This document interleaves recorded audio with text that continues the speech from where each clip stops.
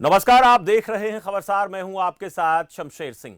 खबरसार के weekly segment में आज आपको इस सप्ताह की चुनिंदा खबरों के बारे में विस्तार से जानकारी देंगे, वो भी पूरे विश्लेषण के साथ। सबसे पहले बात करेंगे बीजेपी के द्वारा जारी की गई लोकसभा चुनाव के 195 उम्मीदवारों के लिस्ट की, जिसमें सबसे चौंकाने वाले नाम दिल्ली से सामने आए हैं।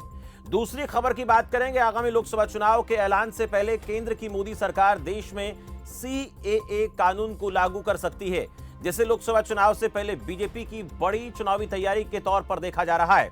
और तीसरी खबर की बात करेंगे, रावी के उस पानी की जो सालों से बहकर पाकिस्तान जा रहा था, जिसे बांध बनाकर अब रोक दिया गया है। वह चौथी महत्वपूर्ण खबर है, फिल्मों का भारतीय राजनीति पर क्या असर होता है और वो कौन सी फिल्में हैं जिनका इस बार के लोकसभा चुनाव पर असर देखा जा सकता है। इन चार अहम खबरों पर विस्तार से बात करेंगे, लेकिन सबसे महत्वपूर्ण, सबसे पहली अगर खबर की बात करेंगे तो वह बीजेपी द्वारा लोकसभा उम्मीदवारों की जारी की गई पहली सूची की। बीजेपी ने लोकसभा चुनाव के लिए अपनी पहली सूची जारी कर दी है। पहली सूची में पार्टी ने 195 उम्मीदवारों के नाम जारी किए हैं, जिसमें 34 मौजूदा केंद्रीय मंत्री और 2 मुख्यमंत्रियों के नाम शामिल हैं।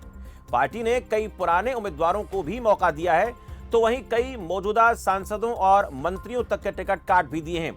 195 में से पार्टी ने 33 मौजूदा सांसदों के टिकट काटे हैं। 16 राज्यों और 2 केंद्र शासित राज्यों को लेकर हुए मंथन के बाद ये लिस्ट जो है वो सामने आई है। बीजेपी की पहली लिस्ट काफी रोचक है। अपने 400 पार के लक्ष्य को साधने के लिए बीजेपी ने उम्मीदवार चयन में पूरा ख्याल रखा है। 195 उम्मीदवारों की पहली सूची में उत्तर प्रदेश से 51, पश्चिम बंगाल से 20 और दिल्ली से 5 उम्मीदवारों के नामों का ऐलान किया गया है। पहले लिस्ट में 28 महिला उम्मीदवार, 50 साल से कम उम्र के 47 उम्मीदवार और ओबीसी समुदाय के 57 उम्मीदवार शामिल हैं। प्रधानमंत्री मोदी उत्तर प्रदेश के वाराणसी से तीसरी बार चुनाव लड़ेंगे। वह केंद्रीय गृह मंत्री अमित शाह फिर एक बार गुजरात के गांधीनगर से चुनावी मैदान में होंगे। अब अगर बात करें बीजेपी की पहले लिस्ट की, तो यह ऐसे समय में आई है जब विपक्ष के इंडिया गुट के साथ कई दल कुछ राज्यों में सीट बंटवारे के फॉर्मूले पर पहुंचने का प्रयास कर रहे हैं। चुनावी तारीखों के ऐलान से पहले नामों की घोषणा करने से उम्मीदवारों को तैयारी करने का अच्छा समय मिल जाता है, यानी मिल जाएगा। उम्मीदवारों के ऐलान से पहले कयास लगाए जा रहे थे कि इस बार बीजेपी कई मौजूदा सांसदों के टिकट काट सकती है, और ये बात दिल्ली के लिए सही भी साबित हुई है। केंद्र शासित प्रदेश दिल्ली की 7 में से 5 लोकसभा सीटों पर नामों का ऐलान करते हुए बीजेपी ने सभी को चौंका दिया है। पार्टी ने 5 में से 4 मौजूदा सांसदों का टिकट काटकर नए चेहरों पर भरोसा जताया है। पार्टी ने निवर्तमान सांसद मीनाक्षी लेखी, डॉक्टर हर्षवर्धन, प्रवेश वर्मा और रमेश बिधूड़ी का टिकट काट दिया है। वहीं पूर्वी दिल्ली और उत्तर पश्चिमी दिल्ली से अपने उम्मीदवारों की घोषणा नहीं की है। पूर्वी दिल्ली से वर्तमान सांसद गौतम गंभीर हैं, जिन्होंने शनिवार को ही राजनीति से अपने संन्यास का ऐलान कर दिया था, जिससे जाहिर है कि यहां पर भी नया प्रत्याशी चुनावी मैदान में होगा। अब अगर बात करें पश्चिमी दिल्ली से, निवर्तमान सांसद प्रवेश वर्मा की जगह दक्षिणी दिल्ली की पूर्व महापौर कमलजीत सहरावत को टिकट दिया गया है। प्रवेश वर्मा दिल्ली के पूर्व मुख्यमंत्री साहिब सिंह वर्मा के बेटे हैं और 2 बार के निवर्तमान सांसद हैं।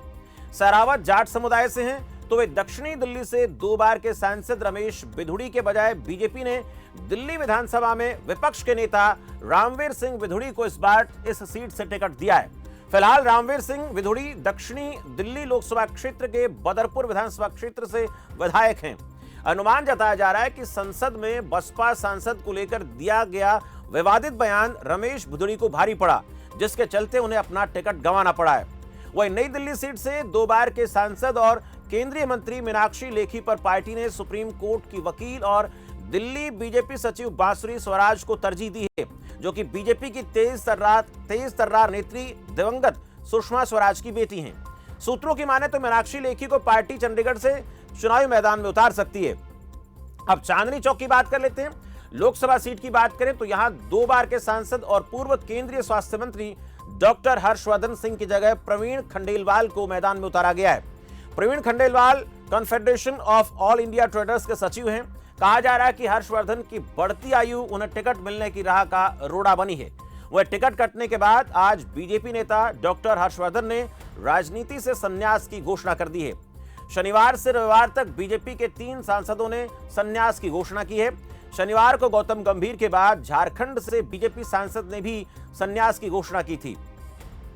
हालांकि 5 में से मात्र एक चेहरा ऐसा रहा जिसे पार्टी ने रिपीट किया है, मनोज तिवारी। मनोज तिवारी वो सांसद हैं जिन पर पार्टी ने तीसरी बार भरोसा जताया है। ऐसा करके बीजेपी ने क्षेत्रीय समीकरणों को साधने का प्रयास किया है। दरअसल उत्तर पूर्वी दिल्ली लोकसभा सीट के तहत आने वाले सभी 10 विधानसभा क्षेत्रों में बिहार और पूर्वांचली वोटर्स की संख्या काफी ज्यादा है। भोजपुरी सिंगर और एक्टर होने के चलते मनोज तिवारी पूर्वांचल के लोगों के बीच काफी पॉपुलर हैं। उनकी इसी पॉपुलरिटी को देखते हुए बीजेपी ने एक बार फिर से उन पर भरोसा जताया है और तीसरी बार मौका दिया है। मनोज तिवारी पूर्व में दिल्ली बीजेपी के अध्यक्ष भी रह चुके हैं। मनोज तिवारी ने 2009 में सपा के टिकट पर गोरखपुर से चुनाव लड़ा था, लेकिन योगी आदित्यनाथ के सामने उन्हें हार का सामना करना पड़ा था। उसके बाद साल 2014 में उन्होंने बीजेपी के टिकट पर उत्तर पूर्वी दिल्ली से चुनाव लड़ा और जीत हासिल की।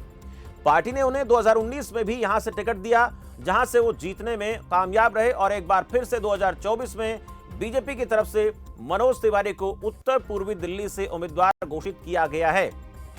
अब निष्कर्ष की बात करें तो दिल्ली में लोकसभा उम्मीदवारों के ऐलान के जरिए बीजेपी ने एक तीर से कई निशाने साधे हैं। जाट गुर्जर समीकरण को बरकरार रखते हुए दक्षिणी और पश्चिमी दिल्ली से दोनों ही जातियों के उम्मीदवारों को उतारा है। इसके साथ ही विवादित बयानों से पार्टी की किरकिरी कराने वाले नेताओं के टिकट काटकर सत्य संदेश भी दिया है। खास बात यह है कि बीजेपी ने इस बार पारंपरिक मतदाताओं को साधने के लिए पार्टी और संगठन से जुड़े स्थानीय नेताओं को ही मौका दिया है। हालांकि भरोसेमंद चेहरों को पार्टी ने बरकरार रखा है। दिल्ली में उम्मीदवारों में बदलाव देखा गया तो वहीं उत्तर प्रदेश में घोषित 51 उम्मीदवारों के नामों में से 46 मौजूदा सांसद को दोहराया गया है। यूपी से पहले लिस्ट स्पष्ट रूप से यह दिखाती है कि बीजेपी राजनीतिक रूप से महत्वपूर्ण हिंदी भाषी राज्य में प्रयोग करना नहीं चाहती। 2019 के लोकसभा चुनाव में बीजेपी ने उत्तर प्रदेश की 80 में से 62 सीटों पर जीत हासिल की थी। 195 उम्मीदवारों के लिस्ट में 57 ओबीसी चेहरे, 28 महिलाएं और 50 साल से कम उम्र के 47 उम्मीदवार हैं, जो दिखाता है कि पार्टी 370 सीटों का लक्ष्य रखने के बावजूद स्पष्ट रूप से युवा और महिला उम्मीदवारों पर अपना विश्वास दिखा रही है। महिला मतदाताओं को लुभाने की कई पहलों के अलावा लोकसभा चुनाव से पहले महिला आरक्षण विधेयक पेश करना बीजेपी का एक महत्वपूर्ण कदम था। लोकसभा चुनाव प्रचार से पहले जाति सर्वेक्षण के लिए विपक्ष की मांग को देखते हुए ओबीसी चेहरों के उम्मीदवारों को बनाने का ये प्रयास जो बीजेपी ने किया, इससे बीजेपी को चुनाव में फायदा हो सकता है। इस बात की प्रबल संभावनाएं हैं, क्योंकि बीजेपी का मानना है कि देश में 4 ही जातियां हैं, उनमें युवाओं पर फोकस करना और इसके साथ साथ महिलाओं को मौका देना यह दर्शाता है कि इस बार के चुनाव में उनका प्रमुख मुद्दा यही रहेगा कि यूथ और महिलाओं को कैसे आगे लाया जाए।